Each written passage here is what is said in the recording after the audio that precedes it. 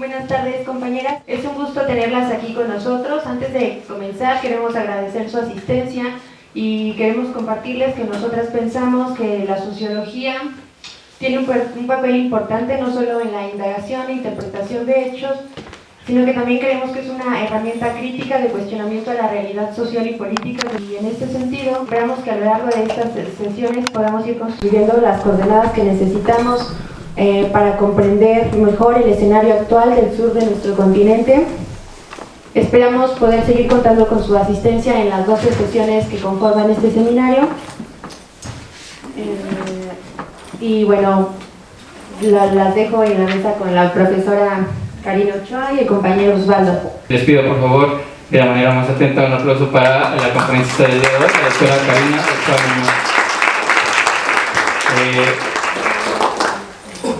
Ella titula su conferencia Un acercamiento a nuestra América desde el giro del colonial. Procederé a presentar a la doctora. La doctora Karina Ochoa Muñoz es profesora investigadora de esta universidad. Pertenece al grupo y al eje de análisis de sociología rural. Es miembro del Sistema Nacional de Investigadores, nivel 1. Ha colaborado con diversas organizaciones rurales en México, así como con organizaciones y colectivas feministas en América Latina. Entre algunas de sus publicaciones destacan Sembrando desafíos, experiencias organizativas de mujeres indígenas en Guerrero, espacios públicos y participación política de las mujeres indígenas y mestizas del municipio de Calakmul, Campeche, las construcciones teórico-conceptuales sobre la nueva ruralidad, apuntes sobre la ausencia de la noción de sujeto político femenino en el pensamiento ilustrado, el debate sobre las y los amerindios, entre el discurso de la bestialización, la feminización y la racialización, repensar el derecho y la noción del sujeto indio-india desde una mirada decolonial. Es coeditora del libro Tejiendo de otro modo, feminismo, epistemología y opuestos decoloniales en Avia y Ala. Sus principales líneas de investigación son pensamiento y feminismos decoloniales, mujeres indígenas, estudios culturales y nuevas ruralidades. Trabaja el proyecto de investigación Feminización de lo Indio en el marco de los proyectos de investigación de sociología rural, actores sociales, migración y movimientos sociales. Sin más por el momento, le cedo la palabra a la doctora Karina Ochoa Muñoz. Buenos días a todos y todas.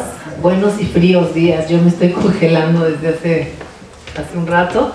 Y bueno, la idea que más que una conferencia magistral podamos hacer un conversatorio en el sentido de poder dialogar lo que ha pasado en nuestra América en los últimos tiempos, pero también es importante ubicar los procesos que han sucedido en varios países de la región en arcos de tiempo más largos.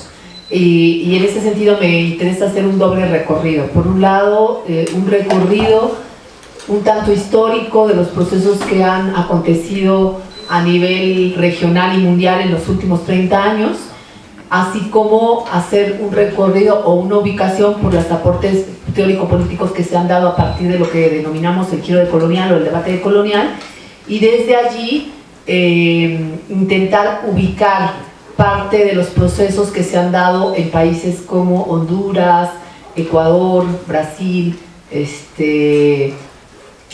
Bolivia, Venezuela. Me voy a concentrar en algunos países, pero me interesa mucho que hagamos como este ejercicio de vuelo de pájaro y al mismo tiempo un poco como un recorrido histórico y haciendo ubicaciones generales para entender qué es lo que está pasando en América Latina y qué es lo que está pasando en este proceso de reorganización geopolítica a nivel mundial. Y para ello me interesa sobre todo como empezar a partir de la década de los 80s y los 90s. Imagino que muchos y muchas de ustedes vienen de la carrera de sociología y una buena parte también de sociología política, con lo cual, aunque no hayan nacido antes de 1990, tendrán algunas nociones de lo que voy a hablar. ¿Alguien nació antes de 1994? ¿Sí? Bueno, nos ayudarán, aunque eran niñas quizá, o no tan niñas o jóvenes, a recordar estos procesos. muchos de estos procesos a mí me tocó vivirlos cuando era estudiante de esta universidad y estaba también estudiando sociología. Entonces, voy a hacer una parte medio leída, porque yo soy de las que me emociono y empiezo a meter un montón de información, entonces la idea es que hoy lo haga más organizado. Entonces voy a hacer unas partes leídas y otras comentadas, pero la idea es también que si ustedes tienen algún comentario o quieren hacer algún aporte crítico, etcétera, que por favor no dejemos que la conversación se vaya solamente a este lado, sino que vayan levantando la mano y que vayamos haciendo este diálogo, digamos, común. Lo primero que quiero mencionar es que en las últimas décadas del siglo XX, la región latinoamericana vivió un intenso proceso de liberalización de las economías nacionales que se vio acompañado, y cuando digo las últimas décadas me refiero fundamentalmente a la década de los 80s y la década de los 90s, o sea, todavía no nacían, pero algunos y algunas ya habíamos nacido. Y este proceso se vio acompañado de importantes acciones dirigidas al desmantelamiento de las dictaduras militares donde todavía prevalecía. No sé si en sociología política siguen viendo el tema de las transiciones democráticas. ¿Sí? ¿Siguen tocando el tema de las transiciones? Bueno, voy a tocar un poco, porque cuando yo estudié sociología, justamente estuve en sociología política. Yo soy egresada aquí de sociología política, y gran parte de los cursos de la última etapa de información estaban enfocados al tema de transitología. O sea, estaba de moda la transición democrática, y justo por eso, no sé si todavía la currícula de sociología política tenga ese énfasis, pero justo por eso quiero también mencionar cómo se va generando este giro respecto a cómo ver el tema de las transiciones democráticas en América Latina. Entonces, bueno, había todo este proceso entre la década de los 80s y de los 90s, donde con el empuje de las transiciones, de las llamadas transiciones democráticas, se intenta desmantelar las dictaduras militares donde todavía existían, y se empiezan los procesos de las llamadas transiciones democráticas, que posibilitaron, y esto es muy importante decirlo, la inserción de los estados nacionales latinoamericanos en las nuevas reglas del juego global. Es decir, los procesos de transición democrática, diría Breni Mendoza, posibilitaron, por un lado, el desmantelamiento de las dictaduras militares donde todavía existían. Recuerden que en América Latina, entre la década de los 50 y la década de los 70, tenemos un escenario de dictaduras militares en muchos países, especialmente en la parte de América Central y del Cono Sur. Y lo que nos dice Breni Mendoza es que justamente la década de los 80, que es considerada la década perdida en América Latina, en términos económicos y sociales, se caracterizó paradójicamente por el sucesivo retorno de las democracias electorales. Es decir, retorna la democracia electoral en Argentina en 1983, finalmente se va Pinochet, en el Uruguay y Brasil en el 85, en Chile, en Argentina, hice una confusión aquí, cuando dije Argentina pensaba en Chile en el 88 y 89, y Paraguay también en 1989. En países como Perú y Honduras, nos dice Breni Mendoza, la democracia electoral había retornado unos años antes, en 1980. O sea, entre la década de los 80 y principios de los 90, caen la mayoría de las dictaduras militares que habían prevalecido todavía después de la década de los 70, y empiezan a restablecerse lo que se llamó los órdenes democráticos, ¿no? O los regímenes democráticos. Algunas de estas, en Perú y Honduras, la democracia electoral había retornado hacia la década de los 80, y ya había algunas luces, dice Breni Mendoza, de cómo la democracia electoral, ojo con esta clave que nos plantea Breni, ya se mostraban algunas claves de cómo el retorno a las democracias o las democracias electorales podían conservar las mismas funciones que los regímenes militares autoritarios y al mismo tiempo imponer el proyecto neoliberal. Es decir, los procesos de apertura democrática en América Latina se ven acompañados, digamos, o acompañan el proceso de apertura neoliberal y garantizan este retorno a las democracias. De alguna manera garantizaba que siguieran manteniéndose las funciones que habían tenido los regímenes militares donde había regímenes militares.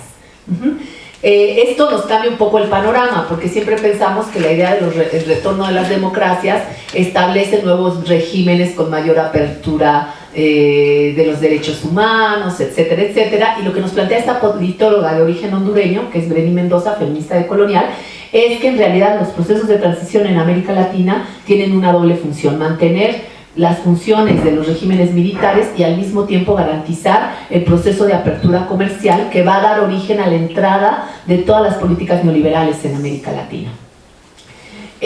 Para la década de los 90, lo que se conoció como neoliberalismo alcanzó su más álgida expresión tanto en el ámbito económico como en el ámbito político en nuestra región.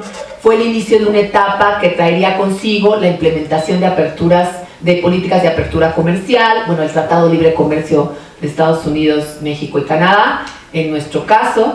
Se generan políticas de libre aranceles, de reajuste estructural, lo que implicó en el análisis político se llamó el retraimiento de los estados nacionales, ¿no? Se habló cómo se iban adelgazando los estados nacionales, se iba despidiendo al modelo keynesiano de estado de bienestar y se empezaba a generar toda una lógica de un estado adelgazado y del reordenamiento de las políticas sociales con importantes efectos en las poblaciones rurales, en las poblaciones urbanas y fundamentalmente en las poblaciones pues, menos favorecidas, como son las poblaciones indígenas, las poblaciones mestizas empobrecidas y afrodescendientes, que configuran el mapa de la estratificación racial de nuestro continente.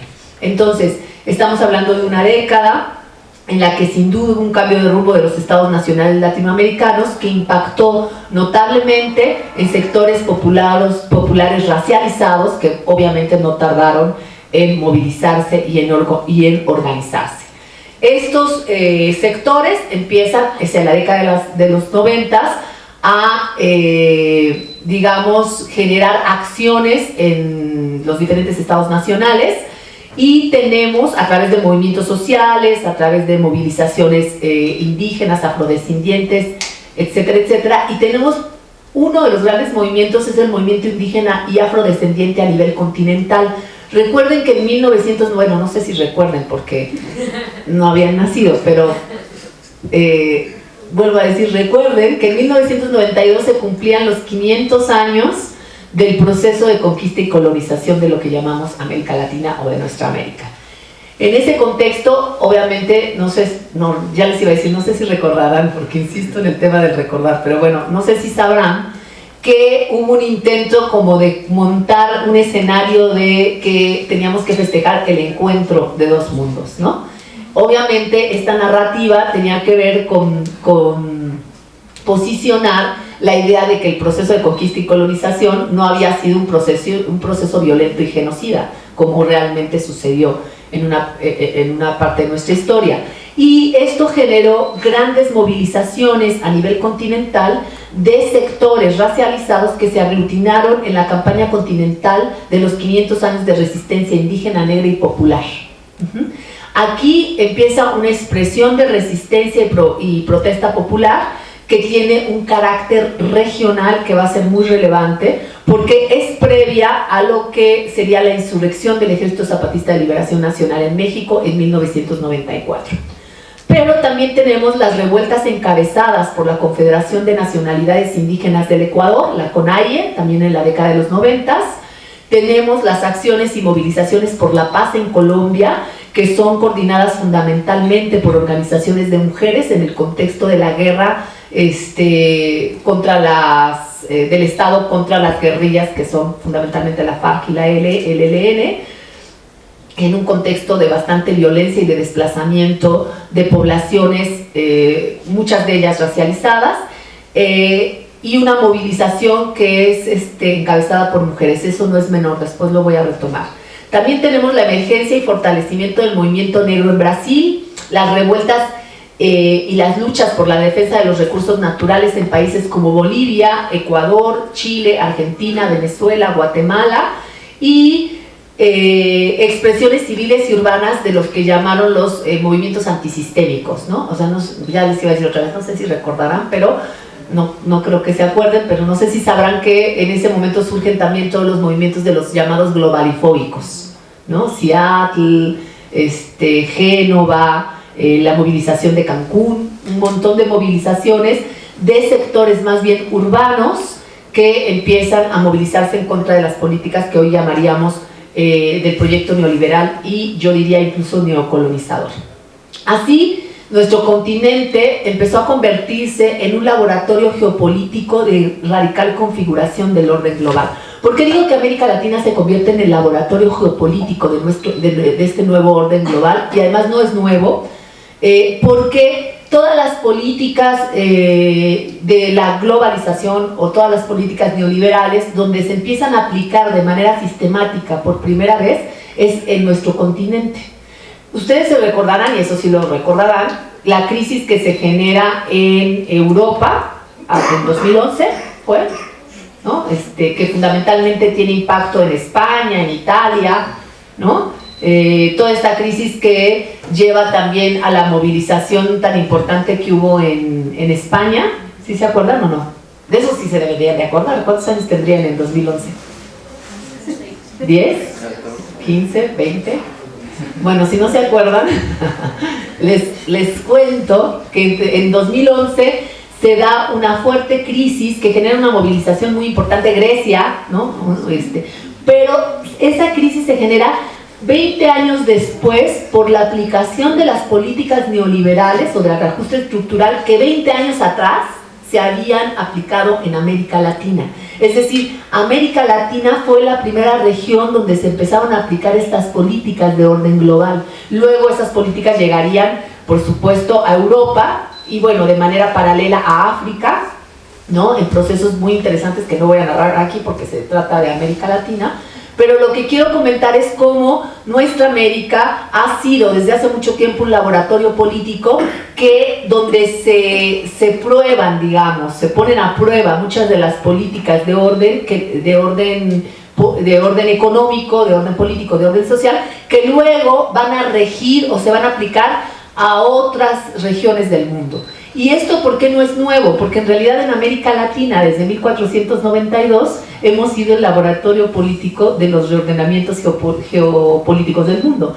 Es decir, América Latina, después del llamado descubrimiento de América, o del llamado, porque de descubrimiento creo que no tuvo mucho, más bien de la conquista y colonización de América Latina, esta región que hoy llamamos como América Latina, en realidad ha sido ese laboratorio del mundo.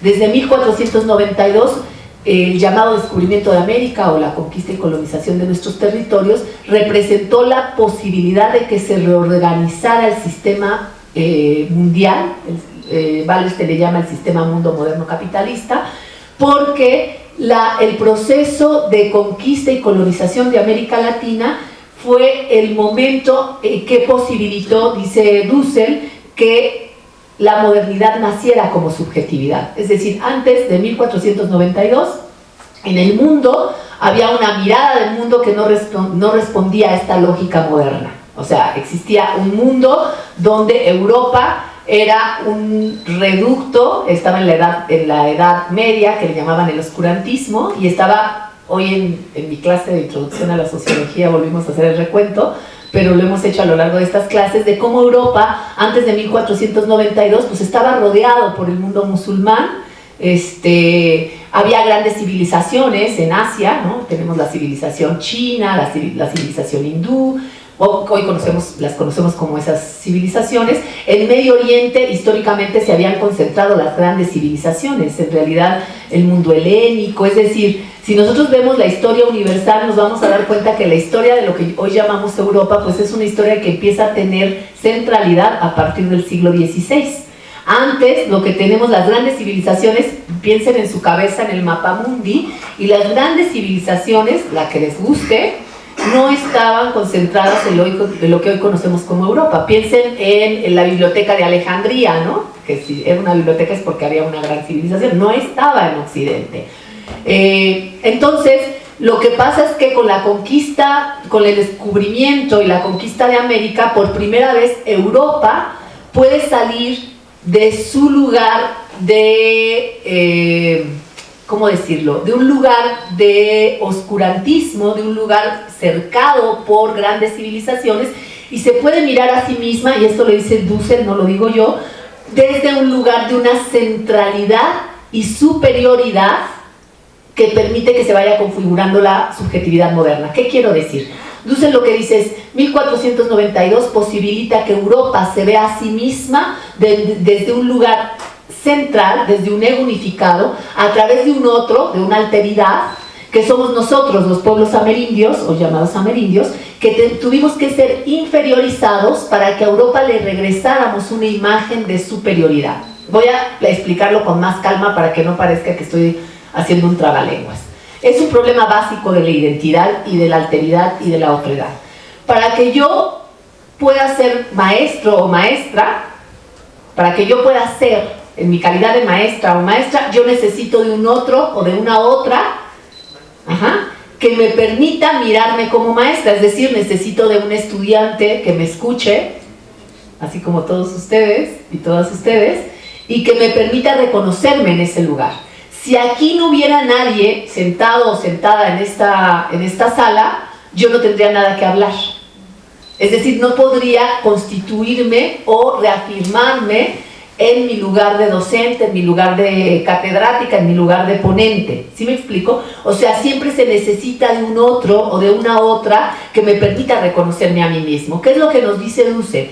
El evento de descubrimiento, entre muchas comillas, y más bien de conquista y colonización de América, lo que posibilita es que esa Europa medieval, que entonces no era Europa, era el reino de Castilla y León, que estaba en un proceso de expansión imperial, aunque inicia su proceso de expansión imperial, que Europa se mire frente a un espejo, que somos nosotros, que le permite mirarse con un ego unificado y desde un lugar de centralidad. Es decir, que le permite mirarse por primera vez en un lugar de superioridad. Para eso tenía que convertir a ese otro en inferior. ¿Sí me explico? O sea, para que yo me sienta superior tiene que haber un otro inferior. Si el otro es superior, entonces no hay superior. No hay, porque todos somos iguales, ¿verdad? Ajá. Bueno, es que me están dejando leer un texto de Bonfil Batalla y mencionan que antes de la colonización de América precisamente ya tienen esta ideología con la reconquista de la península ibérica. Del Al-Andalus. Esto es bien interesante porque justamente hoy en Andalucía hay un grupo de pensadores y pensadoras muy potentes que se llaman decoloniales andaluces, que lo que están diciendo es que la primera experiencia moderna antes de América, o sea, la primera experiencia que da origen a la modernidad, es el proceso de reconquista de Andalusí o del Al-Andalus. O sea, si nosotros tuviéramos un mapa, podríamos ver cómo lo que hoy llamamos España o Europa estaba rodeado por el mundo musulmán. Hacia el sur tenía lo que era el califato de Córdoba. Hacia abajo, en el norte de África, y bueno, toda la parte de Turquía, etcétera, pues había poblaciones musulmanas, ¿no? Y particularmente el Al-Andalus, la zona del sur de España, lo que hoy conocemos como Córdoba, Granada, etcétera, etcétera, toda esa parte estaba en un proceso de iluminismo, o sea, el álgebra viene del mundo musulmán, ¿no? La literatura, además en un mundo donde coexistían musulmanes, judíos y en su última etapa gitanos. Pero entonces lo que quiero decir es que por eso se le llama la edad del oscurantismo, porque estaban rodeados de civilizaciones que estaban en pleno proceso de iluminismo. O sea, la biblioteca que había en Córdoba era una biblioteca, la segunda más importante después de Alejandría. O sea, estamos hablando de culturas o de civilizaciones que tenían una producción artística, literaria, filosófica importante. ¿Sí? Lo que pasa es que nosotros no lo conocemos, pero así había eso. Entonces, Europa, justamente, como bien dice Bonfil Batalla, lo que hoy conocemos como Europa, en ese momento, el reino de Castilla y León se fusionan en un contrato matrimonial, y lo primero que hacen es empezar desde el siglo, eso empieza desde el siglo XI, pero tiene su culminación en el siglo XV, expulsar primero invadir a los andaluces, a los musulmanes andaluces o del Al-Andalus, y luego su proceso de expulsión, que es un poco más tardío, y entonces se permiten abrir, o sea, ya que los expulsan, cuando llegan a Granada, se sabe que la reina Isabel la Católica le da sus joyas a Colón Y le dice, ahora sí, embárcate a la empresa de llegar a Asia, porque Colón no quería llegar a un continente que no conocía, quería llegar a Asia, ¿no? Pero recuerden que eso pasa porque se abre un espacio para ir al mundo marítimo. Antes esa Europa estaba cercada, no podía salir. Por eso estaba también en el oscurantismo, es decir, no podía hacer el proceso de navegación, porque estaba cercada por el mundo musulmán. El mundo musulmán está en todo el norte de África, en toda la parte del Medio Oriente y llegaba hasta Asia. Lo que hoy es Pakistán, pues es musulmán también, ¿no? Entonces, lo que pasa con el descubrimiento de América, y esto lo plantea Dussel también de manera maravillosa en una entrevista que le hace Walter Martínez en Venezuela, y que está en internet, él va explicando justamente cómo esa Europa que estaba en la Edad Media, en la Edad Oscura, estaba rodeada de civilizaciones que estaban en un proceso pues, de producción, digamos, intelectual, artística, etcétera, etcétera, que después pues se cambió se invirtió, digamos, la geopolítica en el momento en que Europa descubre América. Porque Europa por primera vez se puede ver ya no en la periferia de las grandes civilizaciones de la antigüedad, sino por primera vez se puede ver como centro. Y ahí inicia el proceso que conocemos como Renacimiento. La historia ya no solamente como la historia de Europa, ¿no? Sino empezar a ver la historia desde las diferentes historias que se entrelazan. Igual no somos historiadores ni historiadoras, pero es importante que los sociólogos podamos ver también los procesos en sus múltiples dimensiones y en arcos de tiempos más grandes. Todo este choro para contarles y decirles que finalmente América Latina desde hace más de 500 años ha sido un laboratorio político. ¿Por qué? ¿Qué es lo que nos dice desde el debate colonial Aníbal Quijano? Lo que Aníbal Quijano nos dice es el proceso que se da a partir de la conquista y colonización de América genera nuevos patrones de dominación colonial que van a estructurar la forma como se va a organizar a las poblaciones y los territorios de las civilizaciones que fueron colonizadas. Es decir, el proceso de conquista y colonización tiene un impacto sobre los propios pueblos que existían en estos territorios. Y se establecen patrones de dominación que van a organizar a estas poblaciones colonizadas. Pero aquí hay un elemento importante, Aníbal Quijano dice, pero no solo eso, esos patrones de dominación que organizan a las sociedades colonizadas en términos de estructuras de poder colonial, también van a ser patrones que van a organizar al sistema mundo. O sea, no solamente esos patrones de dominación que se configuran con el proceso de conquista nos van a estructurar y organizar a esas poblaciones que fuimos conquistadas, sino que además esos patrones se van a mundializar y van a reordenar la geopolítica mundial. ¿Sí me explico? Entonces, lo que estoy diciendo es, eso pasó hace 500 años. Lo que estoy queriendo decir cuando hablo de lo que pasa en la década de los 90, cuando América Latina se convierte nuevamente en laboratorio político de las políticas neoliberales, es que las políticas que se aplicaron en América Latina, las formas, los mecanismos, las dinámicas que operaron, sirvieron después como patrones de dominación para reordenar el sistema mundo global. O sea, lo que pasó aquí en América Latina después se globalizó. Por eso es tan importante que conozcamos qué pasa en América Latina, porque no nos va a convertir en magos ni en tengo una bolita de cristal y voy a saber lo que pasa en el futuro, pero sí voy a tener elementos para entender cómo viene el proceso a nivel global. Entonces, conocer lo que pasa en América Latina es muy relevante. Aquí he partido de esta tesis, de decir, lo que pasa en América Latina es relevante porque América Latina hemos sido, desde hace 500 años, por lo menos, el laboratorio político que establece las dinámicas del orden global. Los autores del Giro Decolonial dicen América Latina representa el nacimiento de la modernidad, es decir, de la posibilidad de la modernidad. Por eso hablan de dos etapas de la modernidad. La primera modernidad, que es la modernidad que se da en el proceso de conquista y colonización y hasta el siglo XVIII, más o menos, y la segunda modernidad, que es a partir de la Ilustración y lo que conocemos como la modernidad desde la narrativa occidental, ¿no? Sin embargo, hay un elemento extra que quiero que vayamos revisando a la luz de lo que plantean los pensadores del Giro Decolonial. Dussel dice una cosa muy interesante, dice, la modernidad tiene dos caras de una moneda. O sea, el proyecto moderno, la historia que nos contaron de la modernidad es la historia luminosa, ¿no? Es la historia emancipadora, o sea, es la cara bonita de la modernidad. Nos contaron fundamentalmente la segunda etapa de la modernidad y nos la contaron a partir de la narrativa de la historia occidental, porque a nosotros cuando nos hablan de la modernidad nos hablan de la historia de Occidente, ¿no es así? Nos hablan qué pasó a partir de que expulsaron a los árabes de Andalucía y qué pasó a partir de que además a nosotros y a nosotras nos conquistaron. Obviamente esa parte la obvian, la borran de la historia y nos dicen, no, lo que pasa es que hubo un desarrollo marítimo y entonces hubo un desarrollo comercial, sí, llegó un montón de plata y oro y nadie se los regaló.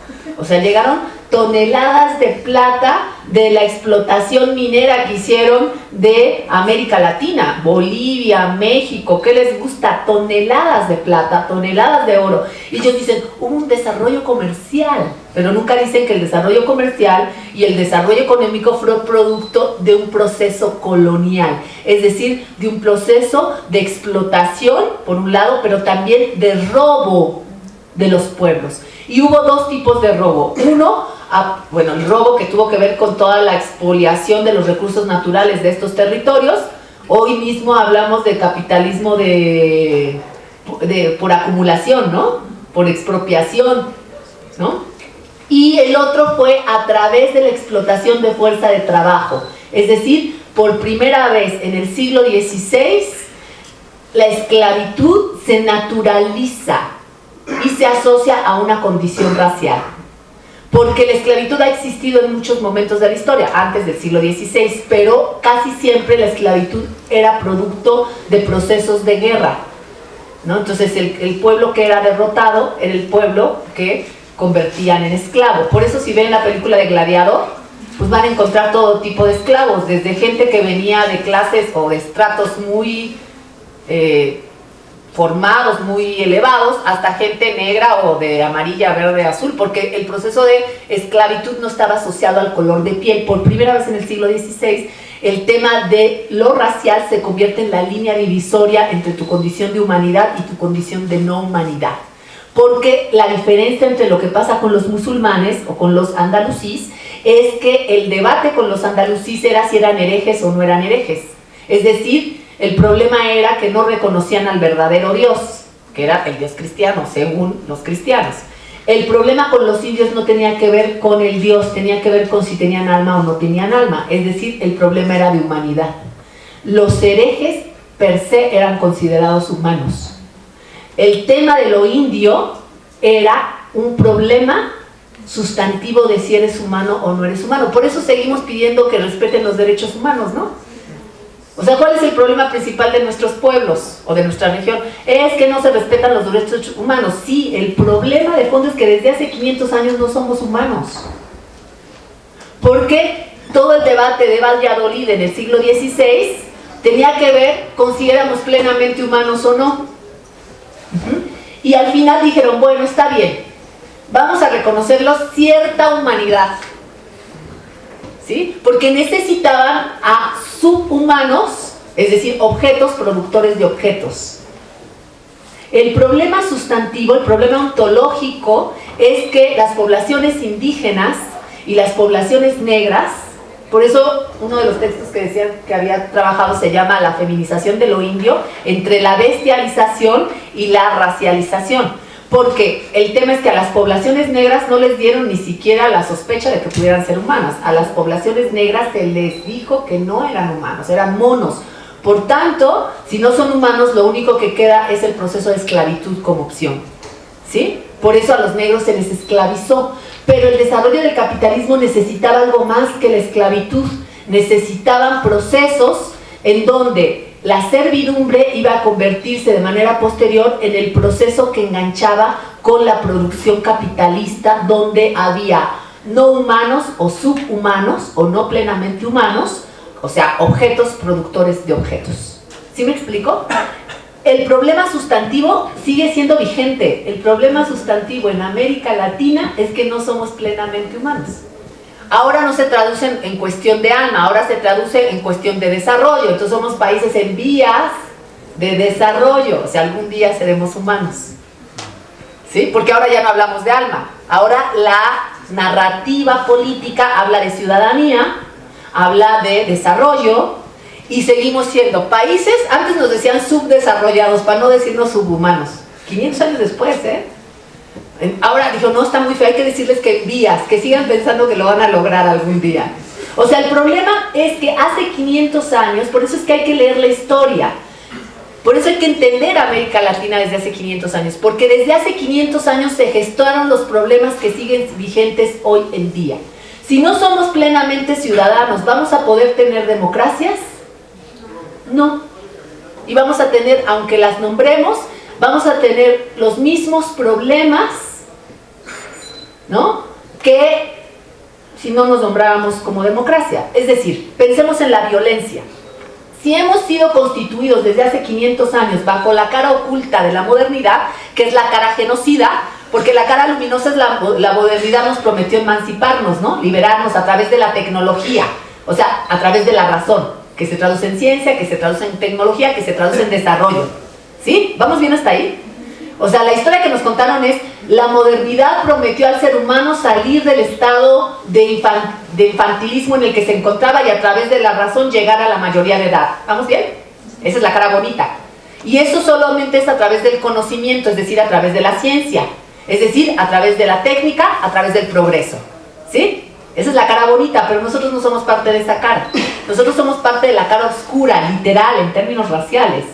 Somos parte de la cara oscura. ¿Cuál fue la cara oscura de la modernidad? Pensando en la primera modernidad. Si la cara bonita es la historia de Occidente, la historia de la emancipación, de la liberación, de la modernidad, nos va a liberar, nos va a permitir ser plenamente humanos, y nosotros venimos de una historia colonial, ¿cuál es la otra cara de la modernidad? La cara genocida, la cara del exterminio. Por eso Dussel dice, antes del pienso luego existo, existe el conquisto luego existo. Porque para que exista la cara bonita de la modernidad, tiene que existir un sistema de genocidio, de explotación y de no reconocimiento de la humanidad de otros para que otros sean plenamente humanos. ¿Sí me explico? Eso es lo que estamos entrampados hoy. Si nosotros vemos por qué la violencia prevalece en América Latina, porque la génesis del origen moderno es la violencia de los pueblos originarios de estas tierras. Y entonces lo que hay es un continuum en los patrones de dominación colonial. ¿Sí? ¿Vamos bien hasta ahí? Ahora voy a dar un salto de 500 años. Si nosotros entendemos que en la génesis vamos a encontrar los elementos o los patrones de dominación que tienen un continuum, podemos leer la actualidad a partir de esa génesis. ¿Sí me explico? Entonces, vamos a intentar leer lo que pasa ahora. Por eso la idea de hacer también el arco de tiempo corto, a partir de los 90 para acá. ¿Sí? Hay dos elementos sustantivos. Por un lado, el colonialismo, la modernidad no está separada del orden colonial, es su cara oculta. Y por otro lado, el proceso imperial. Pero ese no lo voy a explicar porque si no me voy a llevar la otra media hora y ya me queda poco tiempo. Entonces voy a quedarme en la parte colonial. ¿Vamos bien o está muy complicado? ¿O me regreso al principio? ¿Sí? Sí podemos más o menos ir viendo cuáles serían los patrones de dominación colonial que se configuran desde el siglo XVI, que dan origen, por un lado, a la forma de organización interna de nuestras realidades, de nuestros pueblos, y al mismo tiempo al sistema mundial, porque tiene una doble dinámica. Los patrones de dominación colonial organizan internamente a las poblaciones colonizadas, pero al mismo tiempo organizan el sistema mundo. ¿Sí? Entonces, ¿podemos identificar cuáles son esos patrones de dominación? Para ver si siguen vigentes. ¿Cuáles serían? La raza. La condición de raza, ¿por qué? Digamos que la raza ha sido como uno de los núcleos fundamentales para identificar desde lo material la diferenciación, ¿no? Digamos que antes de que la ciencia se consolide como tal, había nociones llenas de valores de juicio que partían desde un reconocimiento de la filosofía del yo, del ser, del reconocerse como ser, y la distinción desde lo físico, desde tal vez el pelo, el color de piel y la forma en cómo se relacionan con su entorno, ¿no? Entonces yo creo que la raza no nada más es lo material, sí tiene que ver con lo físico, lo material, pero con la diferenciación en la forma en cómo se relacionan con el mundo. Tibio, por ahí. Sí, compañera, y después intento yo hacer el amarre. Un elemento tiene que ver con lo racial, pero hay que entender por qué, si no, no queda claro, ¿sí? Ajá. Ok, yo creo que tendría un lugar importante el elemento ideológico. Sigue predominando aquí el catolicismo. Es una institución de mucho peso todavía. Y creo que eso va de la mano con hubo una transición ahí de pensamiento politeísta al pensamiento monoteísta, y eso debió tener un cambio en la visión de las personas, en su relación entre ellos como sociedad y también con el entorno mismo. Por otra parte, los dos más importantes para mí serían el elemento ideológico y el elemento lingüístico. Ellos trajeron aquí el español, claro, logró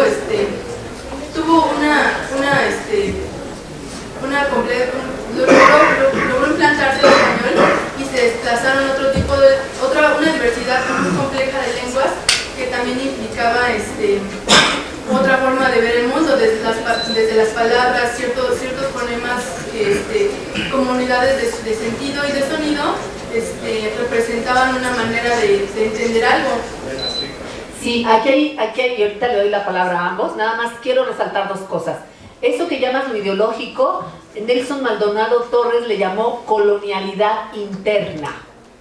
Es decir, no solamente hubo una imposición material, o sea, no solamente tuvieron que usar la fuerza para obligarnos a dejar de nombrar el mundo como lo nombrábamos, es decir, a eliminar nuestras lenguas, a dejar de producir nuestra mirada del mundo en arte, a dejar de construir un orden simbólico a través de nuestra espiritualidad. O sea, anularon primero toda la posibilidad de que recreáramos la forma de existencia de estas civilizaciones en el mundo, a través de la imposición de un lenguaje, de una religión, de una estética, etcétera, ¿no?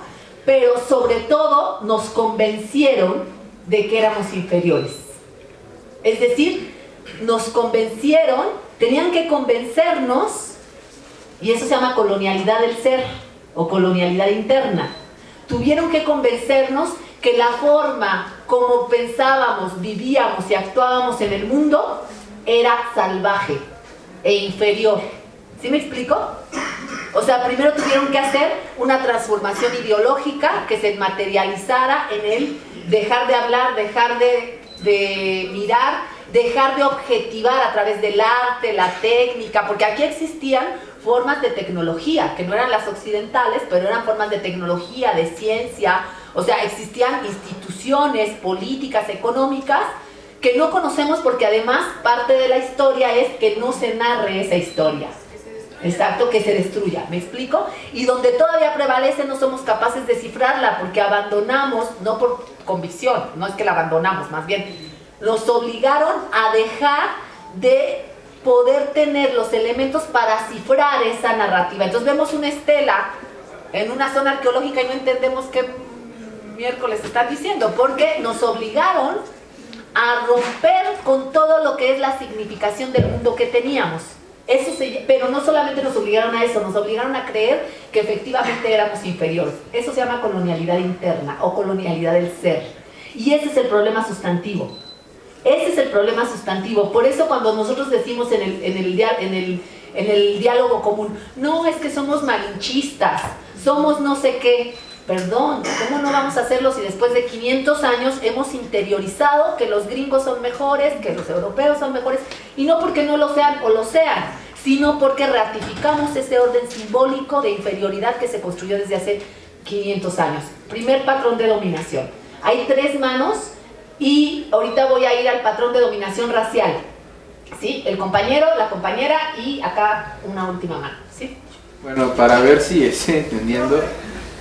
lo comentaste, pero creo que el otro elemento sería el de la explotación.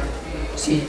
Tal cual, y esto sería hace 500 años, cuando comentabas, o yo imagino a los habitantes de nuestra región o de nuestra América, sacando los minerales, ¿no? De México, de Bolivia. Ahora, pues basta con decir que, por ejemplo, en el caso chileno, las jornadas de trabajo están en un top super cañón y México después le sigue. Al final sigue siendo explotación 500 años después. Sí, que además se traduce en un sistema de orden económico, que es el sistema capitalista. Y el sistema capitalista necesitaba de la servidumbre indígena para constituirse como sistema capitalista. Porque lo que no nos cuenta más es que el proceso de acumulación originaria no se da porque la acumulación fuera originaria porque Europa hiciera el proceso originario. Lo que Marx no nos cuenta, porque no lo pudo ver, no porque no quisiera, sino porque él estaba mirando solo a Europa. Si él hubiera intentado abrir yo lo estoy intentando con ustedes, que abramos nuestra mirada y veamos geopolíticamente las cosas, él se hubiera dado cuenta que el proceso de acumulación de capital implicaba un proceso colonial de expoliación, o sea, de robo de otros pueblos. Porque todo el oro y la plata que llegan a través de Portugal y España va transitando hacia el norte, porque recuerden, y esto lo dije hace rato en la mañana en clase de introducción a la sociología, recuerden que en ese momento también España, que está en un proceso imperial interno, está creciendo también en términos de su territorio, empieza en la zona de los Países Bajos, en los Flandes, empieza a tener rebeliones, entonces tiene que contratar ejércitos mercenarios que acallen las sublevaciones en su propio territorio interno, y muchos de esos ejércitos mercenarios eran ejércitos del norte. Entonces el oro y la plata empieza a ir al norte, donde empiezan a aparecer los primeros bancos. Entonces el proceso de acumulación de capital tampoco está separado del proceso colonial. Así como antes del pienso, luego existo, está el pienso, el conquisto, luego existo, antes del proceso de acumulación original está el proceso de explotación, pero no es explotación, en realidad es saqueo. O sea, ni siquiera es explotación, porque explotación implica el proceso capitalista. Aquí lo que hay es un proceso de saqueo que posibilita la explotación. ¿Sí me explico? Es la cara oculta en términos económicos. Por eso hoy hablamos de capitalismo por expropiación. ¿Sí? No ha cambiado tampoco. Siguen explotando minas que permiten a los chinos, a las minas, a las empresas canadienses hacer su proceso de acumulación de capital. Y aquí pagan no por lo que extraen, sino pagan por la concesión. ¿Sí? Y entonces siguen ganando a raudales esas empresas. No ha cambiado, ¿sí me explico? O sea, la lógica no ha cambiado.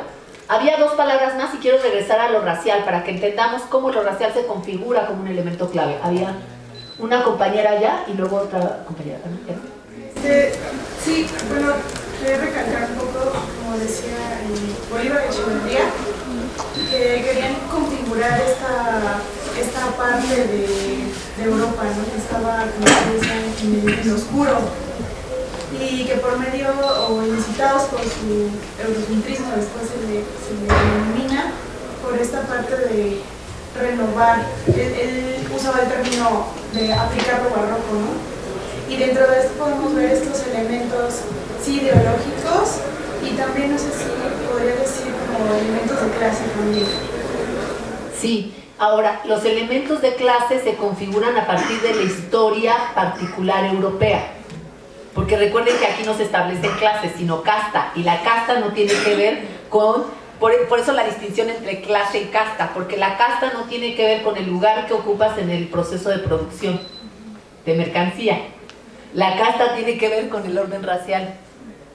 ¿Sí me explico? O sea, ¿sí se dan cuenta ahí en esa parte? Porque si fuera así, o sea, la clase aparece en el proceso interno europeo, porque ahí aparece el proceso capitalista. Pero en la periferia, lo que llamaríamos la periferia colonial, o sea, en la colonia, no aparece el concepto de clase, porque la forma de organización, de explotación, no es a través de la lógica capitalista, sino es a través de una lógica de servidumbre y de esclavitud. ¿Que va a posibilitar el capitalismo, el desarrollo del capitalismo en Europa? Sí, pero por eso aquí no hay clases, aquí lo que hay es estratificación social a través de razas. ¿Sí? Ajá. Sí. Pues también como recordar el aspecto religioso, o sea, todos estos ritos y tradiciones que hacían los pueblos prehispánicos, los pueblos originarios, y que con la conquista se vienen a a invalidar, ¿no? Y a convertirse en brujería, o sea, minimizar, ¿no? A quitarles todo ese carácter, a satanizarse inclusive. A eso se le llamó colonialidad del saber, porque entonces todo el conocimiento de estas civilizaciones fue traducido como brujería, fue traducido como magia, fue traducido como adivinación. O sea, como había que deslegitimar y había que aniquilar esas formas epistémicas, pues había que traducirlas en todo lo que la Santa Inquisición persiguió, incluso en la propia Europa. Ok, a eso, los del giro de colonial, a ese proceso se le llamó colonialidad del saber. Entonces ya vimos colonialidad del ser, ¿no? Colonialidad del saber, colonialidad del poder, que es lo que tiene que ver con la raza. Lo voy a explicar brevemente y ahorita paso a una última, que es la colonialidad de género, que también lo inauguran, el concepto lo inauguran feministas decoloniales. Entonces, la colonialidad del poder tiene que ver con esto, con que los patrones de dominación colonial se establecen a partir de generar distinciones jerarquizadas desde la condición racial. Ramón Grossfogel lo explica hablando de la zona del ser y del no ser. Y él dice, la línea divisoria entre ser y no ser se convierte en una línea racial. ¿Sí me explico? Entonces, porque tiene que ver con el debate de si éramos humanos o no éramos humanos, que no es el debate con los musulmanes andalusíes, ¿no? O sea, no es el debate del mundo andalusí, porque ahí no, sí se les reconoce su condición de humanidad. Ahí el problema es de herejía. El problema con los indios de América y con los negros de África no, porque a ellos de tache, o sea, de facto, se les considera no humanos. Por tanto, son esclavos. Por el hecho de ser negros, o sea, se naturaliza, ¿me explico? Por primera vez tu condición racial establece tu lugar en la jerarquía de dominación. Y entonces eres negro y naces negro, lo naturalizas, ya no es producto de la guerra, entonces eres esclavo. Ahora, si eres indio, como si te reconozco cierta humanidad, pero no te reconozco plena humanidad, entonces vas a ser siervo en términos de economía política y en términos de el lugar que ocupas en el proceso de producción va a ser tu lugar de servidumbre. Por eso en Bolivia, lo que acaba, y ahorita voy a ir pasando a lo que está pasando hoy, porque esos patrones de dominación siguen vigentes. Cuando dieron el golpe de Estado en Bolivia, una de las compañeras de las feministas comunitarias en Bolivia, lo primero que dijo es: no vamos a permitir que nos quieran que quieran que volvamos a ser sirvientas y peones, que los indios volvamos a ser sirvientas y peones. Eso lo dijo hace un mes y medio una compañera, no hace 500 años, pero la compañera boliviana indígena aymara decía: salimos a las calles porque no vamos a permitir que los indios volvamos a ser indígenas, que volvamos a ser sirvientas y peones. Esa era la palabra que utilizó. Y hay un texto de Aura Cumes que se llama La India como sirvienta y habla de las mujeres guatemaltecas de este siglo, no de hace 500 años. Y Aura Cumes nos contaba, ella tiene un niño de 3 años y un día fue una compañera colombiana, es mestiza, bueno, yo le llamo mestiza, pero ella en realidad se llama afro-mestiza, y fueron a pasear a Antigua Guatemala. Aura Cumes siempre va con su traje típico, ella es de origen cachiquel. Y su hijito es muy grande, o sea, es muy grande, nació como muy grandote, ¿no? O sea, entonces es un niño de 3 años que parece de 5. Y entonces lo iba cargando la amiga colombiana, que también es una feminista descolonial. Fueron a un lugar donde vendían artesanías, y la señora de la venta de artesanías, que era una cashlana, dirían allá, o sea, una mujer no indígena, le dijo: ay, viene con uno su hijito, pásenselo a la muchacha. O sea, la mamá, que era Aura, que es una doctora en antropología, que es una intelectual súper potente, era la muchacha. O sea, pásele su hijito a la muchacha para que se lo cuide mientras le enseño las artesanías. O sea, la India no puede ser más que sirvienta, 500 años después, Y la servidumbre es el lugar que siguen ocupando muchas mujeres indígenas en América Latina.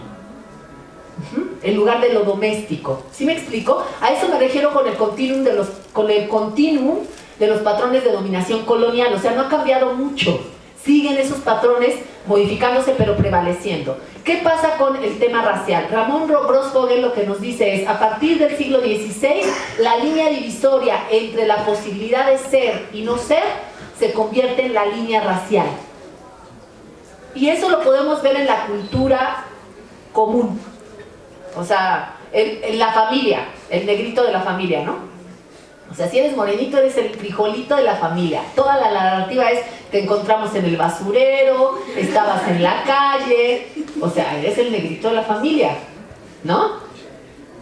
Y eso sigue prevaleciendo en muchas familias como parte de la cultura común, 500 años resumidos en el acto común. ¿Sí me explico? Ahora bien, hay una siguiente, eso se llama colonialidad del poder. Sí, cómo todas las lógicas de estructuración racial se convierten en las formas de estratificación social y económica de nuestras sociedades y del sistema mundo. Porque también el mundo se racializa, ¿no? Ahora, hay una cuarta categoría que es la colonialidad de género. Y la colonialidad de género, este debate lo ofrece una feminista argentina que se llama María Lugones, que siendo muy joven migró hacia Estados Unidos y ella da clases en Estados Unidos, y siendo una mujer de tercer mundo o una mujer de colonia, ella lo que plantea es que la colonialidad, que el género es una imposición colonial. Órales, ¿no? ¿Cómo que es una imposición colonial? Y entonces ella hace una argumentación muy interesante. Ella dice, primero, las negras no eran mujeres, porque si no eran humanas, no las puedes considerar mujeres, eran no humanas, animales, eran hembras en el mejor de los casos. Por eso es que hay la renta de vientres, esa práctica de la renta de vientres, porque eran animales a los que había que preñar para reproducir esclavos. Y ese tipo de narrativas las encontramos en lugares como Colombia, Venezuela, donde hay una población afrodescendiente muy fuerte y donde había puertos donde se mercaba con los esclavos. Y es muy interesante todo el trabajo que han hecho compañeras mujeres negras para rescatar la historia de la negritud, ¿no? Entonces, lo que nos dice María Lugones es, el género es una imposición colonial. ¿Por qué es una imposición colonial?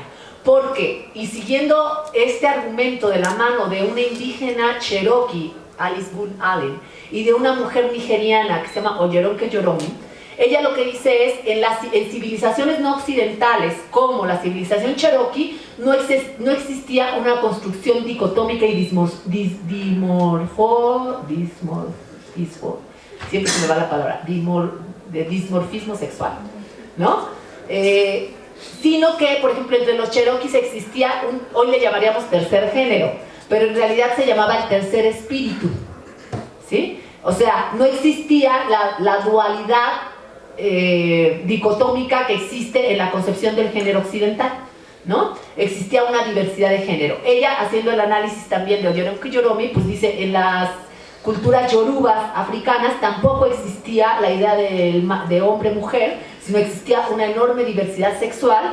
Y hay trabajos bien interesantes. Hay una compañera, Isabel, no me acuerdo su apellido, ella está en una universidad española, hizo un trabajo bien interesante sobre la ablación en África, como práctica social, pero también como desde su registro simbólico. Y entonces es muy interesante porque ella lo primero que intenta hacer es explicar qué significa en términos rituales, en términos culturales, la ablación, que es cuando te quitan el clítoris, ¿no? Entonces es muy fuerte porque es muy polémico, son temas muy polémicos frente a la idea de los derechos humanos en Occidente. Pero ella lo que explica es que en muchas sociedades, ella entrevista a un montón de chicas, y entonces entrevista a chicas que lo denuncian, pero también a chicas que decían, no, yo estuve esperando hacer mi ritual de iniciación, porque en muchas culturas africanas el clítoris es un resabio de la masculinidad en la mujer, porque contenemos los elementos masculinos y femeninos en un solo cuerpo. O sea, más allá de que yo sea mujer o sea hombre, en ciertas civilizaciones, en ciertos órdenes culturales de ciertos pueblos, tú puedes tener, digamos, esta formación corporal que asocias con lo femenino, pero que en realidad tú contienes ambas cosas, contienes elementos de lo femenino y elementos de lo masculino, pero hay un momento en la vida en que tienes que hacer la definición. Entonces hay un momento en la vida en que las mujeres tienen que quitar el clítoris para que confirmen su condición femenina, y los hombres tienen que hacer otro tipo de rituales para que confirmen su condición masculina. ¿Sí me explico? Más allá de que estemos de acuerdo o no, el proceso interesante del que hace Isabel desde una perspectiva de coloniales, primero tengo que entender el sentido simbólico y cultural que se da a una práctica que es cuestionada desde Occidente, ¿no? Y esto pasa también, por ejemplo, yo siempre doy el ejemplo del hijab, del velo musulmán, ¿no? O sea, la mujer con hijab, hay una mujer que se llama Sirina Devil Savai, que siempre dice, la mujer con hijab es una construcción de las feministas europeas, ¿no? Porque necesitaban ver a una mujer que tenía que liberarse del velo para sentirse liberada, ¿no? Pero dice, ya nunca nos preguntaron qué significa para nosotros el velo, ¿no? Entonces vienes y tú estigmatizas a la mujer con velo, pero nunca le preguntas, oye, ¿por qué usas el velo, no? O qué tiene que ver con tu historia, o si el proceso de dominación masculina está asociada solo al velo, o no tiene nada que ver con el velo, o sea, pero al final ni siquiera te pregunto, yo en mi calidad de feminista, liberada, voy y te libero, desde mis propios patrones, que generalmente son de corte occidental, ¿no? Entonces, María Lugones lo que nos dice es, el género es una imposición colonial porque se nos impuso establecer la condición de género a partir de esta visión occidental que construye polaridades en oposición entre hombres y mujeres. Y entonces la diversidad de género en realidad aparece en muchas culturas, es más, aparece en la mayoría de las culturas, ¿no? Pero ella utiliza el referente de Gunn Allen y el referente de Oyeron Kejorov. Ahora bien, todo esto porque me quedan 15 minutos para llegar al proceso actual y hablar de lo que está pasando en América Latina desde 1990. Entonces, en América Latina, vuelvo a la idea, somos un laboratorio político desde hace 500 años. Si queremos entender mucho de lo que pasa en el orden político, económico, cultural, tendríamos que hacer el encuentro, o sea, tendríamos que hacer el análisis de un arco de tiempo largo de 500 años. Pero también tenemos que hacer análisis de arco de tiempo más cortos, por lo menos de los últimos 30 años. Cuando hablamos de neoliberalismo, de globalización, tenemos que entender que al igual que hace 500 años, América Latina hemos sido un laboratorio político se han probado aquí muchas cosas que luego se han aplicado en otros lugares. Ya decía yo, en los 90 se empiezan a aplicar las políticas neoliberales y hacia los 2000 se empiezan a aplicar, por ejemplo, en los países del sur de Europa, ¿no? Con los efectos que conocemos. Obviamente ya habían hecho ajustes y todo, pero lo que se empieza a aplicar también en Europa. Pero 20 años después. ¿Qué pasa? A partir de los 2000, lo que empezamos a ver en América Latina es muy interesante porque empiezan a aparecer lo que llamamos los gobiernos progresistas, que son resultado de 10 años o 15 años de movilización permanente. Cuando les decía el tema del EZLN, la CONAIE, la lucha por las revueltas del gas en Bolivia, o sea, todas estas movilizaciones posibilitan que en el contexto de las famosas transiciones que tienen como objetivo que se implementen las políticas neoliberales, posibilitan que en algunos países se empiecen a configurar las disputas electorales que van a posibilitar que ciertas izquierdas lleguen al poder. A partir de 1999 empieza esa ruta con Chávez en Venezuela. Y ahorita vamos a entender qué pasa en Venezuela, creo yo. Yo he estado mucho tiempo en Venezuela y la verdad es que al principio me costó trabajo, pero ahora me queda clarísimo que hay que mirar qué pasó en Venezuela para ver qué viene y pongamos nuestra barba a remojar. ¿Sí? 1999, empieza el primer gobierno progresista con Chávez y lo que se llamó la Revolución Bolivariana. Enseguida viene el proceso del triunfo de Lula da Silva en Brasil, ¿sí? Eso fue en el año 2003. Ajá. Viene también en el 2006 el triunfo de Evo Morales, como resultado también de las luchas indígenas y de las luchas del MAS. Enseguidita, 2007, viene el triunfo de Rafael Correa en el Ecuador. le precede a Rafael Correa toda la movilización de la Confederación Nacional de Nacionalidades Indígenas del Ecuador, la CONAIE, que volvió a aparecer ahora, ¿se acuerdan? Hace unos meses, hacía alusión hace rato a eso, que volvió a aparecer en contra de las políticas, del intento de políticas neoliberales de Lenín Morales en Ecuador, porque una cosa que empezó a pasar en estos países es que se empezaron a contener de alguna manera, no del todo, y ahorita voy explicando las diferencias, se empezaron a contener un poco las políticas neoliberales más rapaces. No digo que se pararon, digo que en algunos países se empezaron a contener de manera importante. Después tenemos en 2008 la llegada de Fernando Lugo al poder en el Paraguay, y tenemos el caso argentino, y bueno, son los casos más relevantes de las izquierdas progresistas que llegan entre 2000 y 2010 al poder. ¿Sí? ¿Vamos ubicando? Estamos ya en el 2000. ¿Qué pasa? Entre 2000 y 2009, más o menos, porque tenemos la llegada de Fernando Lugo en el 2008, empieza a haber un avance de los gobiernos progresistas, porque con todo y el tema de las transiciones democráticas, lo que es cierto es que se abre la posibilidad de que estos partidos, en términos electorales, puedan disputar el poder del Estado. ¿Sí? En el caso de Chávez fue muy interesante, porque él primero hizo un intento de golpe de Estado, lo metieron a la cárcel y luego se da cuenta que es la vía electoral la que tiene que seguirse. Y ahí, por ejemplo, podemos pensar qué pasa en el 2006 en la disputa que se da entre el EZLN y el PRD, ¿no? Porque, por ejemplo, en Venezuela, Chávez sí se da cuenta, después del intento de golpe de Estado, que es la vía electoral la que tiene que seguir. Y nosotros aquí, desde el movimiento del zapatismo civil y desde toda la disputa que se da, hay ahí como yo creo que fue un error político, y el zapatismo decide que no es la vía electoral, ¿no? Pero, por otro lado, el PRD y luego AMLO dicen, esa es la vía. Pero no voy a meterme ahorita en el caso mexicano. ¿Vamos bien o voy muy rápido? ¿Sí? ¿Qué pasa? Obviamente esto empezaba a generar grandes preocupaciones, ¿no? Porque era un avance inminente de los gobiernos progresistas en América Latina como respuesta a la década y media de avance de las políticas neoliberales. ¿Y qué empieza a pasar?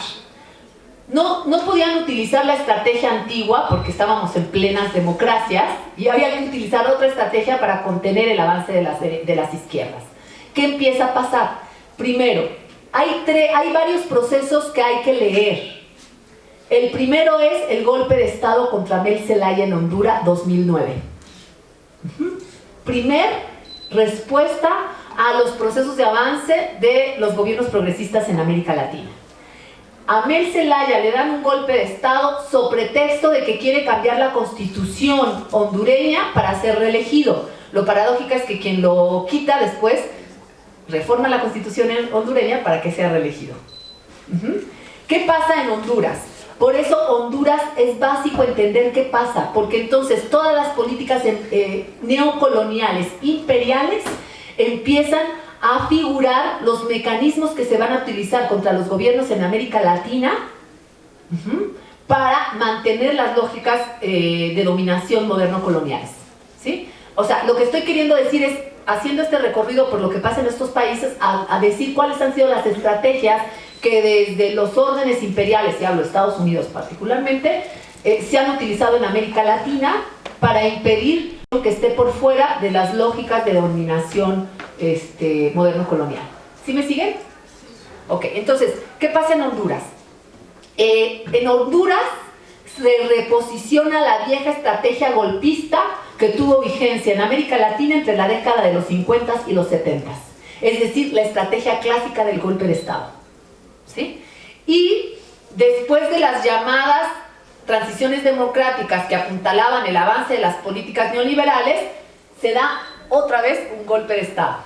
¿Qué pasa en Honduras? Después del golpe de Estado, o a 10 años del golpe, Honduras se encuentra devastada. Los efectos son visibles. El aumento de los asesinatos a periodistas, a activistas como Berta Cáceres, y la descomposición social. Muchos de los migrantes que pasan por nuestro territorio, y muchos de los migrantes son hondureños y hondureñas. Ha habido un proceso de resquebrajamiento, ya de por sí existía, pero ahora es peor, Hay un resquebrajamiento del entramado comunitario, el incremento de la violencia y la pobreza. Hablamos de un 67% de población en estado de pobreza en esta nación centroamericana.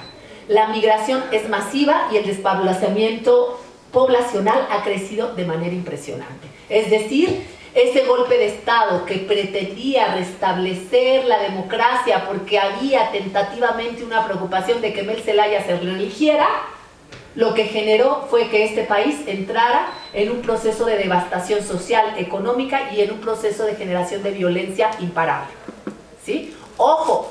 Y esta es otra cosa que hay que tomar en cuenta. Nos escandaliza mucho, no porque yo apoye las reelecciones o no las apoye, yo nada más doy este dato. Nos escandaliza mucho que intentara reelegirse Evo Morales, pero a nadie le importa que se haya reelegido la presidenta de Alemania, ¿cómo se llama? Angela Merkel, que tenga al mismo tiempo en el poder que Evo Morales.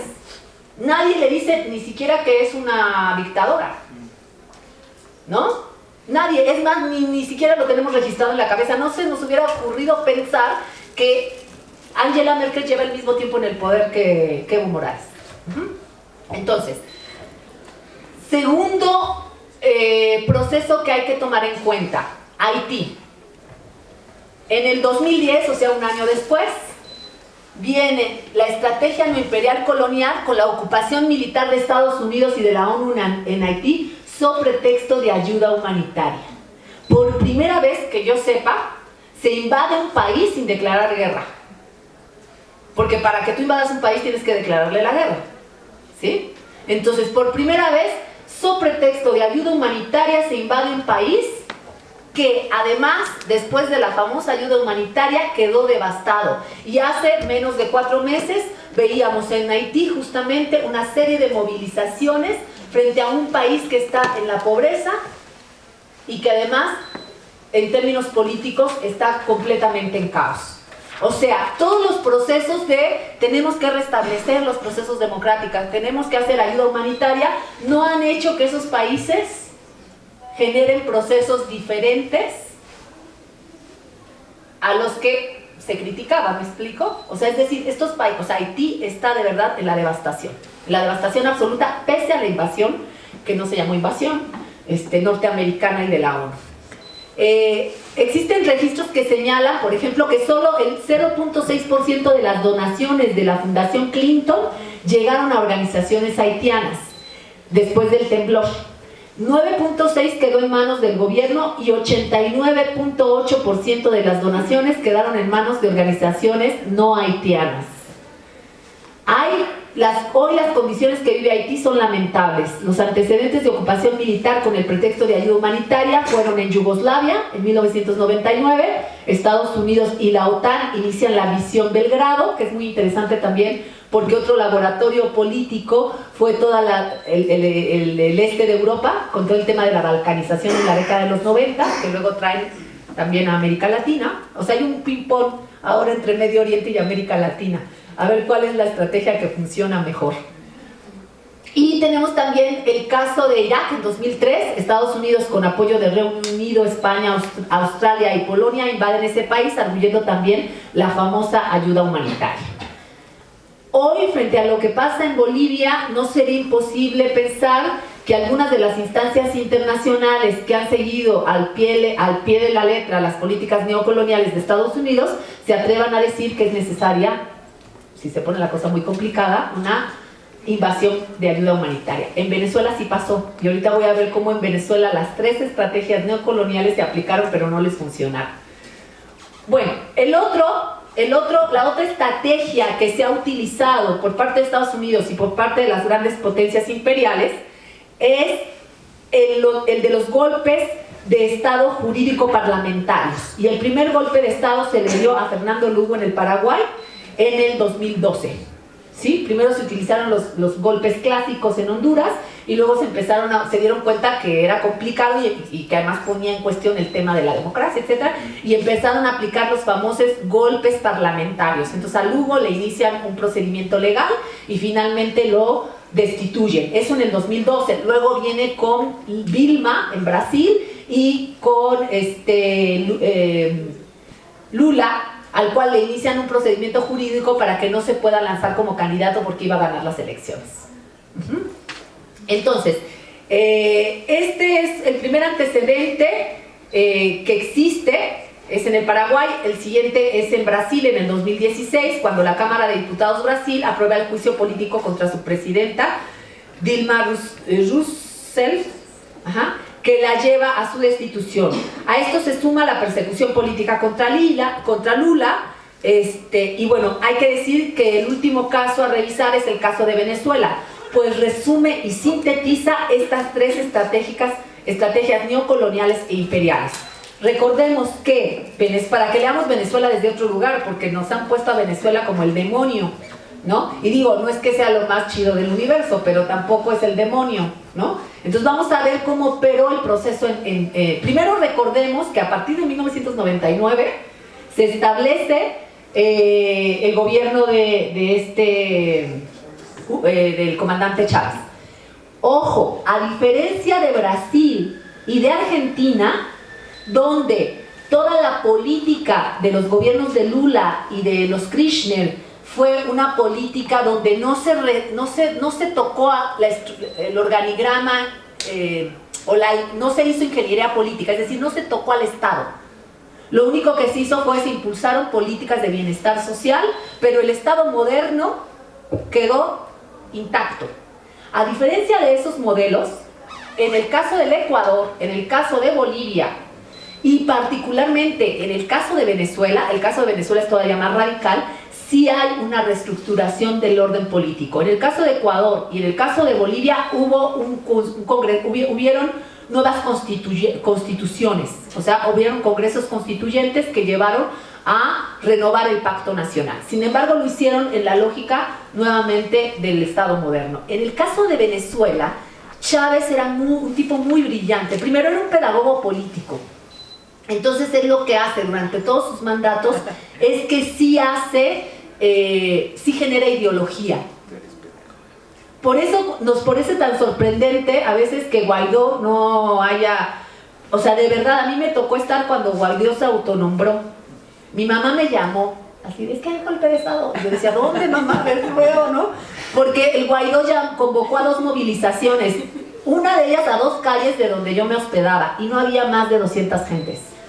Y en la televisión pasaban mares y mares de gente apoyando a Guaidó. Y yo estaba ahí, o sea, no me lo contaron. Entonces yo decía, ¿de dónde sacaron estas imágenes? O sea, no había esa cantidad de gente. Hubo un cacerolazo. Esa fue la segunda movilización. Ahí no había más de 50 personas. Y era muy divertido porque yo estaba en un WhatsApp de colegas con las que trabajo en Venezuela. Y una de ellas vivía cerca y decía, esto es peor que ¿cómo decía? Es que además se va a oír muy mal, pero decía, era como una eyaculación precoz. Dice que duraba más una eyaculación precoz que la movilización que habían hecho. Bueno, son divertidas las compañeras. Entonces, y mi mamá me llamaba diciendo, es que el golpe de Estado. Yo le decía, mamá, no hay golpe de Estado. A Guaidó, en el WhatsApp, cuando salió lo del Guaidó, todo el mundo decía, ¿y ese quién coño es? ¿Quién lo conoce? No lo conocía la gente, hasta que alguien dijo, es el hijo de fulanito de tal, y es el que estaba en la Asamblea Nacional antes de la destitución de no sé quién. ¿No? Y la gente en Venezuela es súper interesante, porque además te dice, somos tan amorosos los venezolanos que hasta saludamos a nuestro Guaidó. O sea, la gente lo ve en la calle y lo saluda. Así de, bueno, también lo queremos porque es venezolano. O sea, es bien interesante, pero esto no es casual. Este Chávez hizo un trabajo ideológico muy importante y él entendió que el Estado que existía tenía que ser transformado, pero que no lo podías destruir de un plumazo. Entonces él empezó a construir una estructura paralela. Por eso en Venezuela se establece el quinto poder, que son las comunas. Y eso es lo que ha permitido realmente que lo que llaman la revolución bolivariana permanezca, porque Chávez empezó a construir una estructura desde abajo. Y de verdad a Maduro, no es que la gente esté de acuerdo con todo lo que hace Maduro, pero la gente está convencida del proyecto que inició Chávez. Es bien interesante. Y Chávez tenía un programa que se llamaba Aló Presidente. Búsquenlo en internet. Y él, libro en mano, cada que llegaba, porque en ese momento además, con la ventaja de que el petróleo estaba a muy buenos precios, entonces había mucho dinero, en la mejor momento de la revolución bolivariana, entonces invitaban a cantidad de intelectuales. Ahora ya no va nadie, ahora solo vamos los que realmente estamos convencidos de los procesos, pero antes iba todo el mundo. Y entonces Chávez entrevistaba en televisión nacional a intelectuales que iban explicando lo que estaba pasando en Medio Oriente. Entonces la gente es impresionante. Yo la primera vez que di una charla en un barrio popular de Caracas, le bajé como 40 rayitas pensando que iba a ser como un barrio popular de la Ciudad de México. Y cuando la gente empezó a hablar, me di cuenta que hablan mejor que mis estudiantes de la universidad. Tenían una formación política las señoras que me impresionaron. O sea, yo me vi como niña en pañales, la verdad, porque tenían una formación política que se generó a lo largo del proceso. En Venezuela lo que tuvimos fue un político, primero que era militar y eso ya ayuda bastante, pero que además fue un gran pedagogo popular y que generó todo un proceso ideológico. Ahora, no voy a dar detalles, pero en el 2016 y 17 la derecha venezolana representada en la Asamblea Nacional, en el Parlamento, intentaron la destitución de Maduro. Los argumentos que se esgrimieron, o sea, intentaron el golpe de Estado parlamentario, ¿sí? Y lo que argumentaron es que Maduro no había resuelto la crisis con la cual había dejado de ejercer sus funciones. Había una crisis económica importante entre el 16 y 17, muy importante. Estas declaraciones pasaban por alto que dicha crisis fue resultado del bloqueo económico que Estados Unidos emprendió contra Venezuela desde años atrás. Por otra parte, bajo el argumento de que Maduro era colombiano, que tampoco era cierto, intentaron de forma fallida nuevamente sacarlo de su cargo. Y todo esto sucedía mientras en el propio Parlamento se encontraban en desacato, porque había habido elecciones y había la derecha venezolana, que les llaman los escuálidos, había ganado la mayoría de la asamblea. O sea, tenían todo para hacerlo y no lo hicieron porque además son medio brutos. Entonces, ¿qué pasó? Que había dos parlamentarios, o sea, ya tenían mayoría, y deciden darle nombramiento a dos parlamentarios que no habían ganado las elecciones porque habían sido impugnados. No se sabía si habían ganado o no, estaban impugnados, y entonces la asamblea los nombra, y entonces el Poder Judicial les dice, oigan, ustedes no pueden nombrarlos porque están en juicio y en procedimiento electoral, y entonces dicen, no, pues por nuestros calzones sí los nombramos. Y entonces el Poder Judicial dice, la asamblea está en desacato, ¿no? O sea, porque no está haciendo lo que corresponde. Entonces, estando en desacato la asamblea, según una sentencia del Tribunal Supremo, debido a los nombramientos de diputados que estaban fuera del orden legal, empiezan a hacer todo este intento de destitución a Maduro. Entonces, pues no lo pueden destituir porque están en desacato. Y aunque hubieran tenido los elementos, ellos estaban en desacato. Maduro fue muy inteligente, hizo varios movimientos políticos dentro del marco legal que le permitieron desatorar esa situación. Pero después, en enero del 19, Juan Guaidó, el desconocido, así le dicen también, se autonombró presidente de Venezuela, asumiéndose como el líder de la Asamblea Nacional, pese a que esta fue disuelta en el proceso constituyente previo. Porque Maduro lo que hace es, frente a la atore de que la Asamblea estaba en desacato, llama a un nuevo Congreso Constituyente. Y eso implicaba la disolución de la Asamblea Parlamentaria y la creación de un Congreso Constituyente. Entonces esa asamblea no era válida tampoco. ¿Sí me explico? Les digo que es un movimiento muy interesante. Pero Maduro siempre, y eso es lo relevante, pues como todo político, hace sus maniobras como todo político, pero siempre ha intentado hacerla en el marco de la legislación.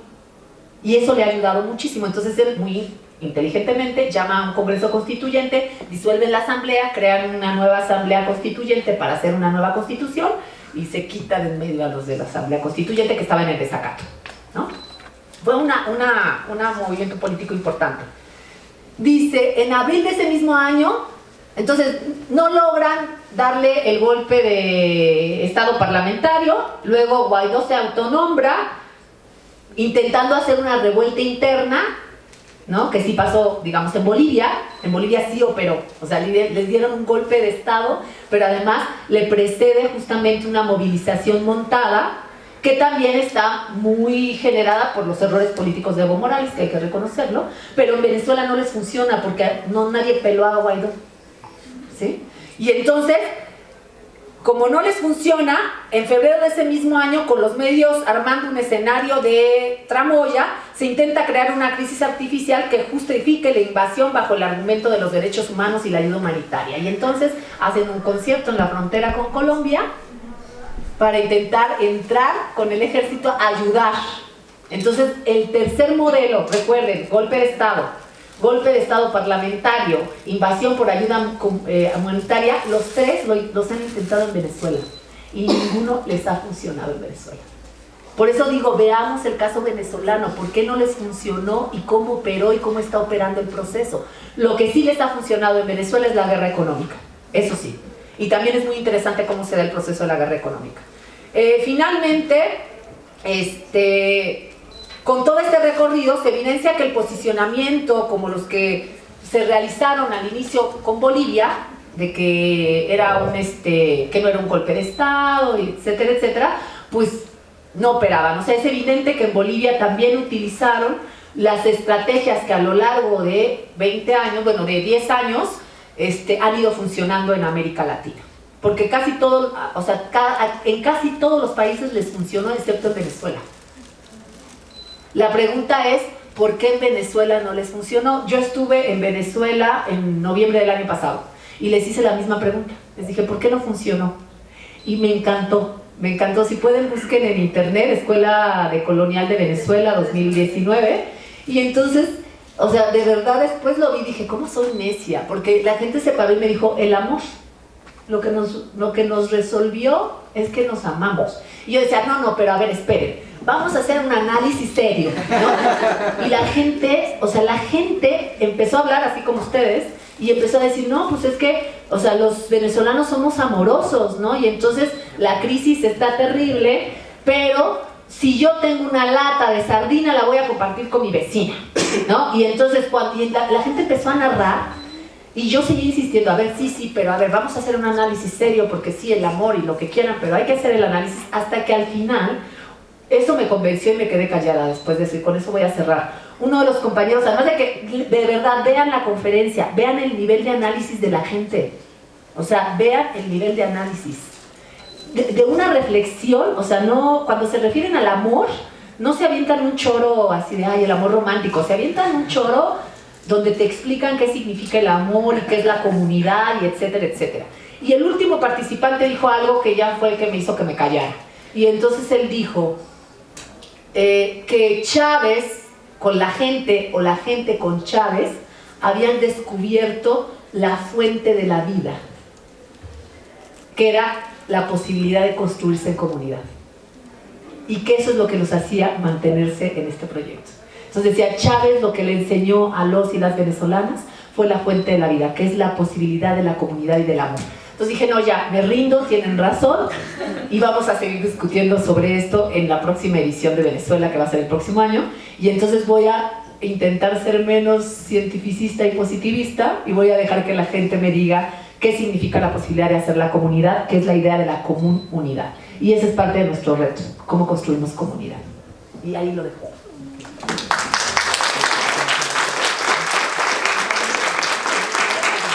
El Foro de Sao Paulo, ¿qué tiene que ver con todas estas izquierdas progresistas?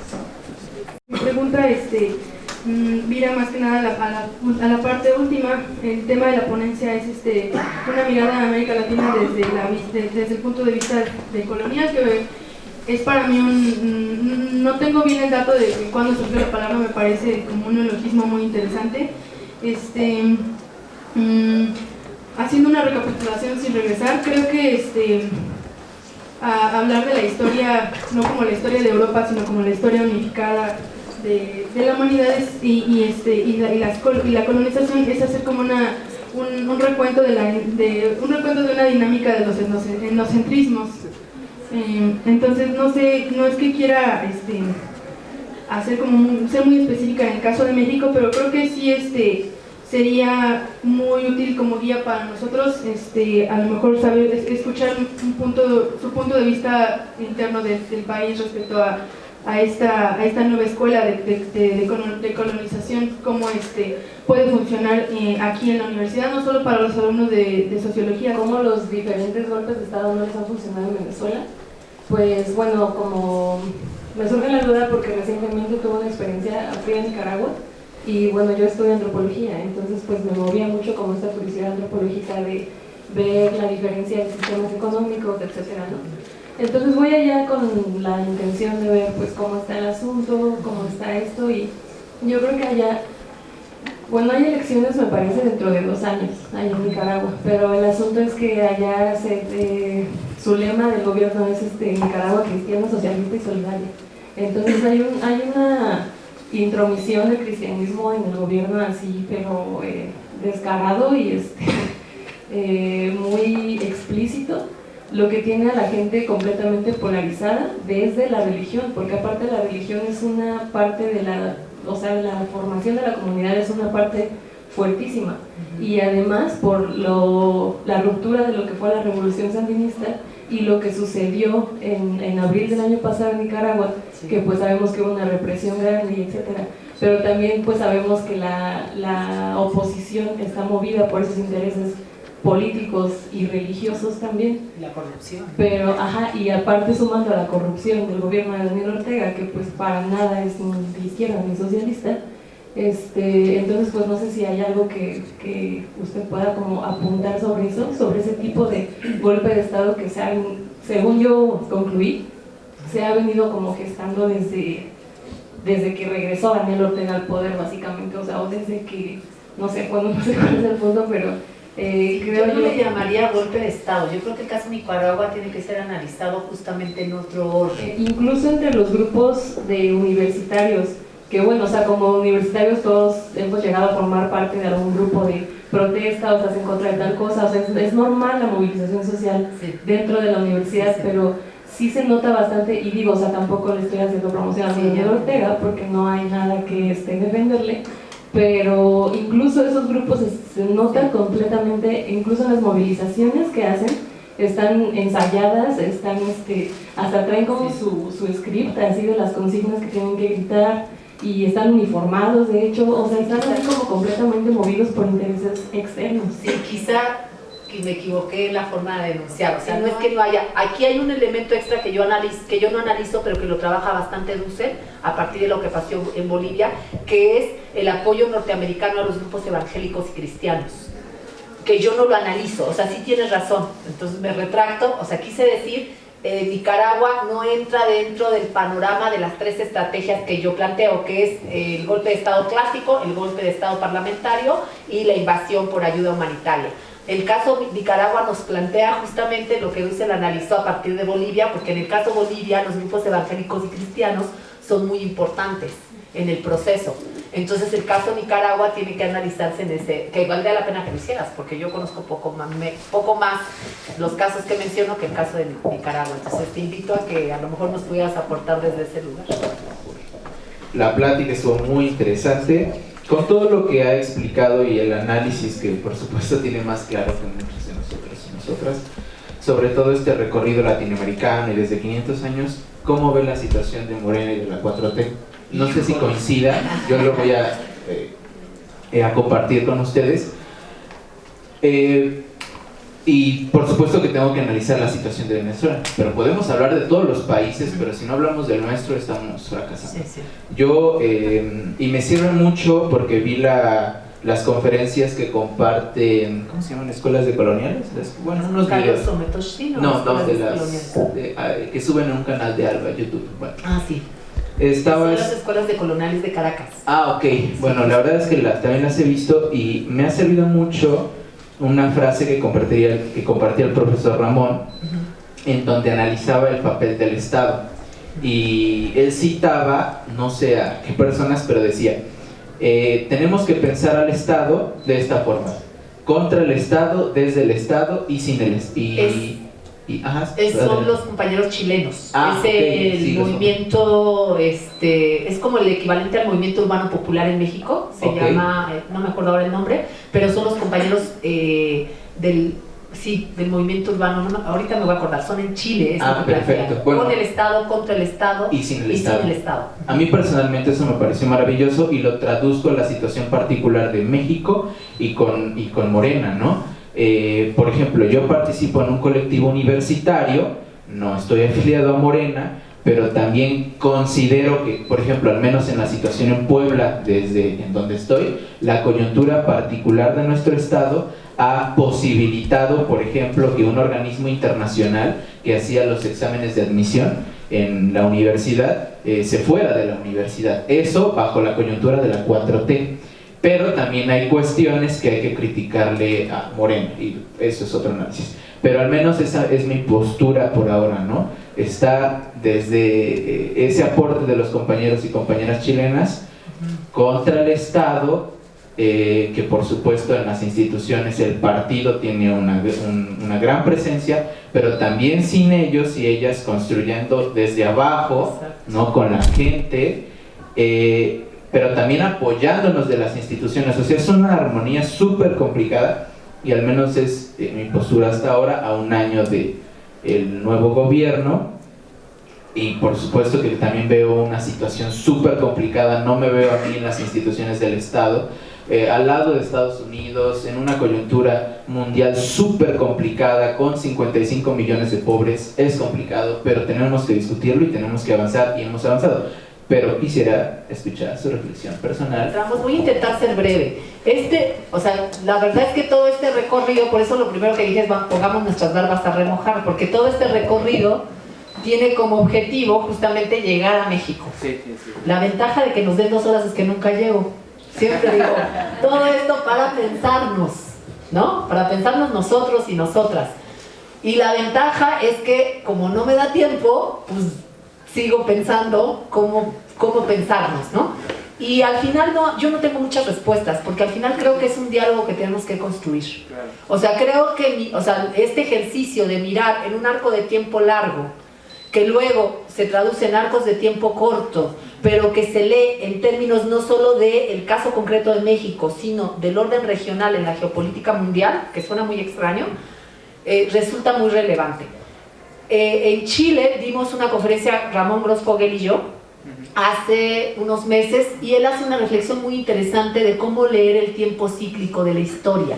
Si pueden, búsquenla, porque él justamente hace una lectura del Big Bang, y entonces él dice lo que está pasando hoy en Chile es todavía el Big Bang de la dictadura militar de Pinochet. Yo lo que digo es, lo que estamos viviendo en América Latina es todavía el Big Bang del proceso de conquista y colonización que inició en 1492. ¿Sí? Y entonces no podemos leer de manera lineal. Se vuelve muy complejo porque cuando ya tienes todos los elementos, ya se te acabó el tiempo de la conferencia y ya no puedes hablar del caso mexicano, ¿verdad? En realidad es un pretexto para decir que más que yo plantear una posición, creo que tenemos que abrir la discusión a la luz de todos estos elementos para empezar a decir qué está pasando en México. Porque, por ejemplo, en el caso de Brasil, pero en el caso de Argentina, que pierden las elecciones, y en el caso de Brasil, sí hay muchos elementos que tienen que ver con las políticas neoimperiales y neocoloniales, pero también es cierto que estos gobiernos no construyeron la posibilidad de otro orden político. Lo único que hicieron fue políticas sociales para medio librar ahí ciertas condiciones. Lo mismo le pasó a Evo Morales, O sea, yo creo que Evo ha tenido la oportunidad de hacer un balance crítico. Junto con... A mí me tocó estar en una reunión donde estuvo Correa, Evo Morales y el vicepresidente García Linera, y con un conjunto de intelectuales mexicanos, un poco para entender, ¿no? Para decir, a ver, vamos a leer lo que está pasando. Y una cosa que me pareció muy interesante es la perspectiva crítica, autocrítica de Evo. Y fue muy interesante porque Evo durante mucho tiempo pensó que hacer el desarrollo económico en Bolivia era garantía de perpetuar la posibilidad de un orden diferente. Y la verdad es que lo logró. O sea, Bolivia pasó de ser de uno de los países más pobres a generar un desarrollo económico, pero no le garantizó nada. Porque él lo que decía es, cuando nosotros llegamos al poder, el 30% de la población era de clase media. Antes del golpe, el 60% de la población era de clase media. O sea, había duplicado con todas las políticas que, sobre todo en los últimos años de sus gobiernos, ¿no? Porque en el primer gobierno fue más bien reorganizar todo y les costó mucho trabajo, pero en el último habían logrado un desarrollo económico importante. Pero pensaron que eso era garantía.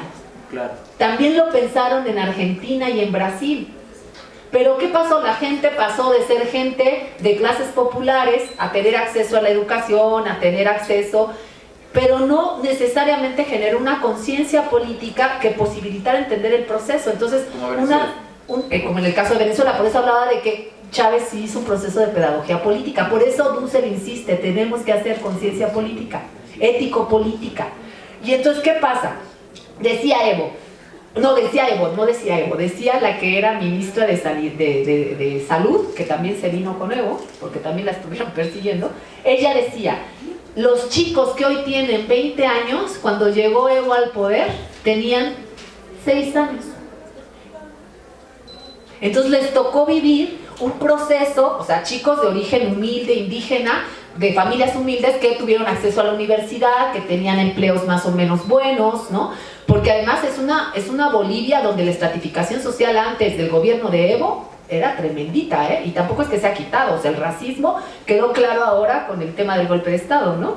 Y entonces decía, estos jóvenes hoy están mirando lo que es estar en estos gobiernos de derecha con el racismo que el gobierno de Evo había logrado aminorar. Y entonces hay que ver qué va a pasar con esos jóvenes.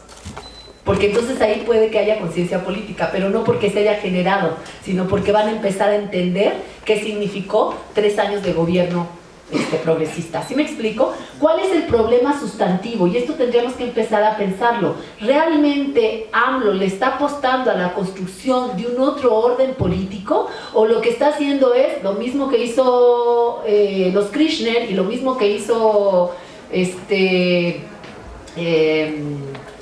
Lula? Y que luego les costó que en las urnas perdieran, ¿eh? Porque uno cambia, o sea, uno mejora, pero no lo ve como parte de un proyecto y de un proceso, sino simplemente como parte del desarrollo personal e individual. Ahora vivo mejor y ahorita ya me caíste gordo y voto por el siguiente. Y luego viene el siguiente y digo, no manches, si está más cañón, vamos a regresar a lo... ¿Sí me explico? Y eso es lo que no está viendo AMLO, por ejemplo. O sea, yo creo que hay mucho que discutir de eso, porque además creo que también ha tenido errores políticos, hay cierta ceguera, o sea, pero el tema es que si lo depositamos en la apuesta de lo que haga AMLO, pues también está jodido, pues, ¿no? Porque al final, una de las cosas que ha sido relevante en Venezuela es que la idea del poder popular a través de las comunas ha generado desde abajo la articulación social que tiene cierta institucionalidad e impacto hacia la institución del Estado. Ahora, nosotros no tenemos eso, pero aquí, por ejemplo, hay un problema grave en las universidades de violencia de género, ¿no?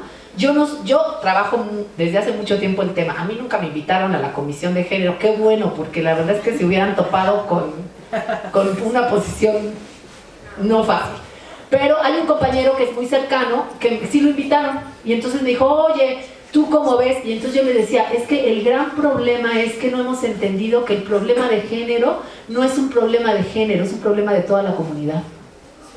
Si no lo discutimos comunitariamente, por más reglamentos, protocolos que van a servir y van a tener, de todas maneras no se va a erradicar. ¿Cuáles son las iniciativas que hay que hacer? Abrir la discusión comunitaria.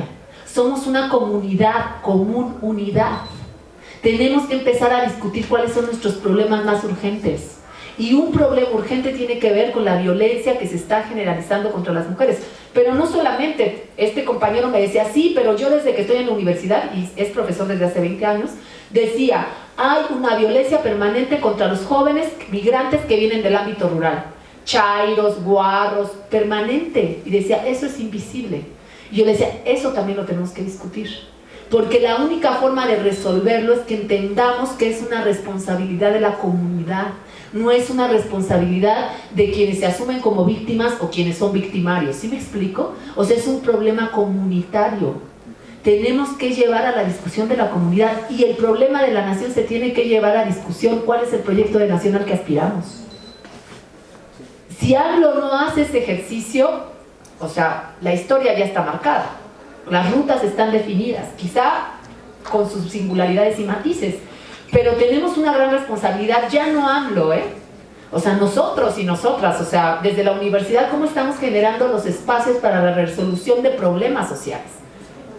¿No? No lo estamos haciendo, eso es real. Hay un autor que se llama Juan Miguel Zunzunegui, no sé si lo conozca, que habla acerca de esta cuestión de la cuarta transformación.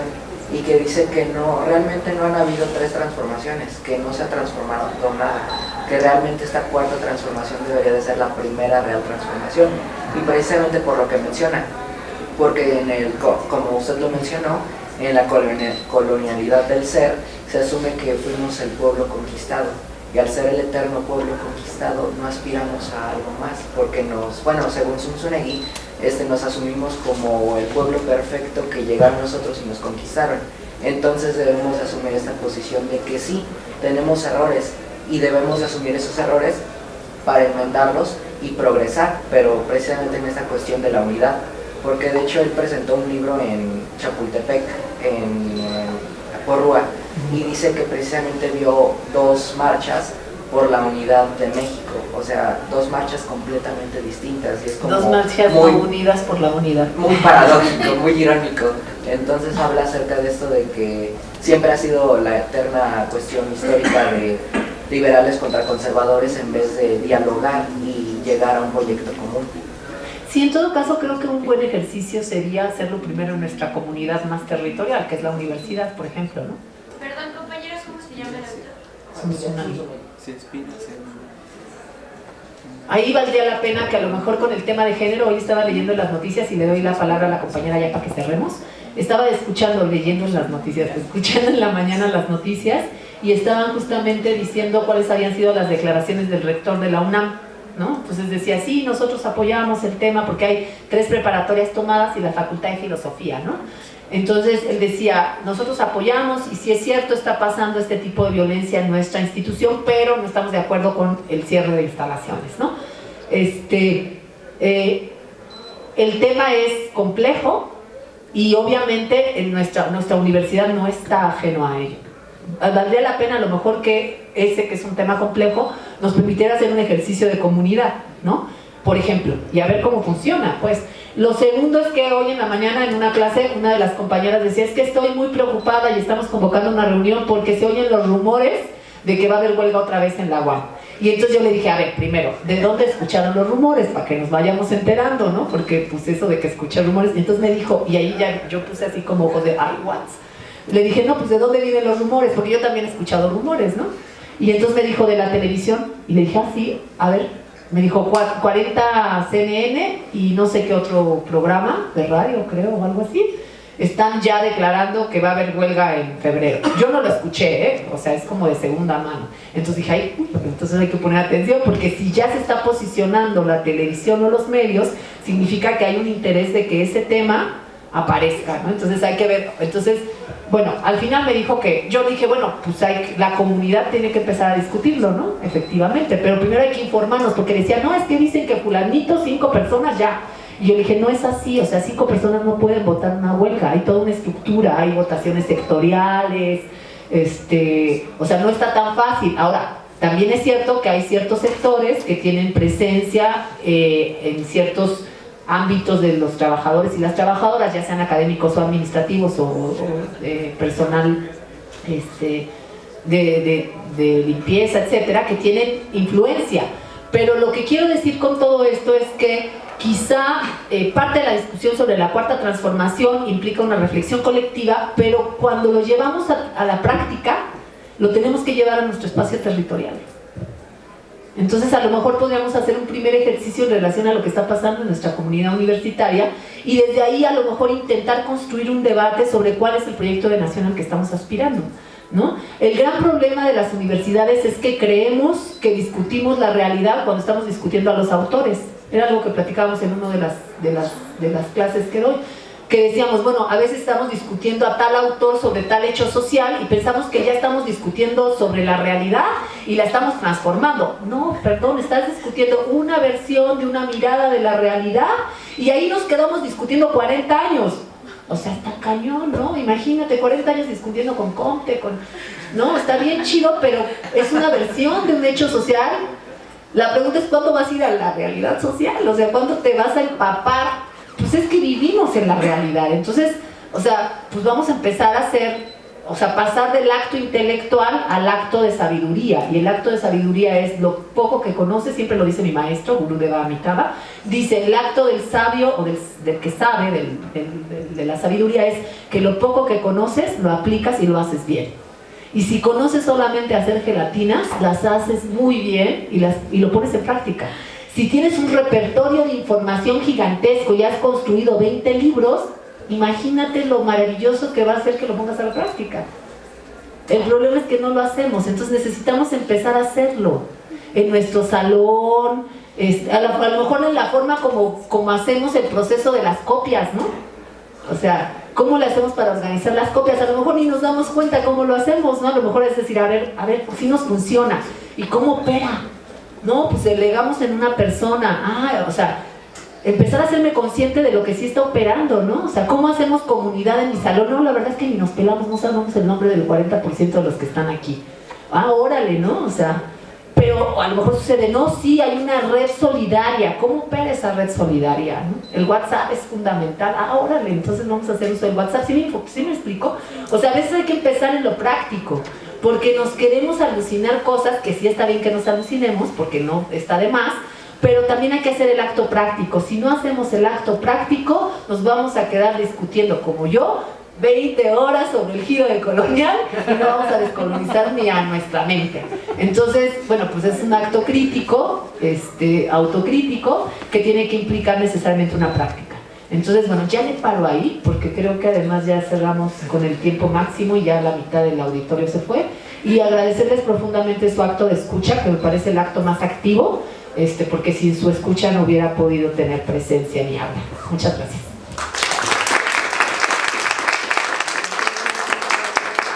Procederé a entregarle la respectiva constancia a la doctora Karina Ochoa Muñoz. Me va a dar Muchas gracias.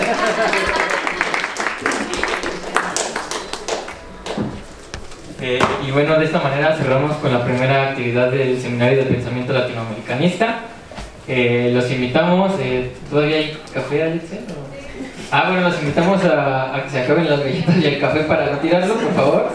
Y les hacemos la invitación. El miércoles y el viernes tenemos las mesas de análisis de Brasil y de Haití respectivamente, en punto de las 12 horas, en el W003, que es aquí arriba. Aquí están las escaleras y aquí el W03 es el que está aquí arriba exactamente. Entonces los esperamos el miércoles y el viernes para analizar la situación en Brasil y en Haití.